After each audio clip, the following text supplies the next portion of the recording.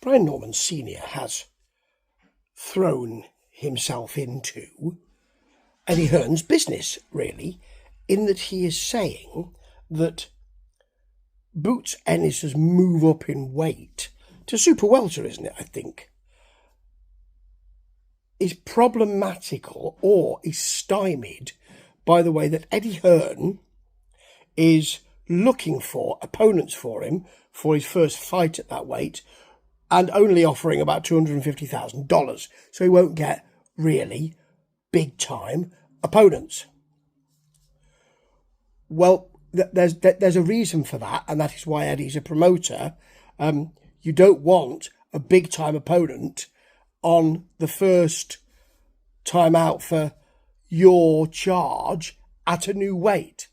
That's what he's doing, Mr. Norman, I suspect. So what you want is someone who is maybe has some name value, has some wins on his card. You don't want or you don't want a 13 and a 9 and 13 or a 2 and 10, do you? But you want someone who's got some wins, some losses, and you're not going to get, I'll tell you what, it's his first time out at a new weight. Let's ask if we can have somebody really big at that weight, or somebody who's going to give him some problems first time out. You need to bring your charges on slowly. And that is why he's done that. There is a business to this boxing. I call it the business of boxing.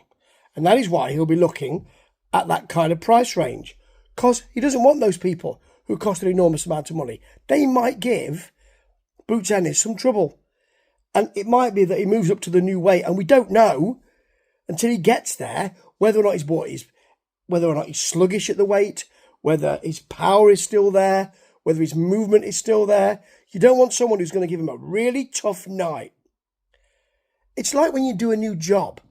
No one's, and no one's going to say, well, I'll leave you on your own to manage the nuclear reactor while I go home. No, you can shadow someone, and then you can find out what the situation is, and then you can take over slowly.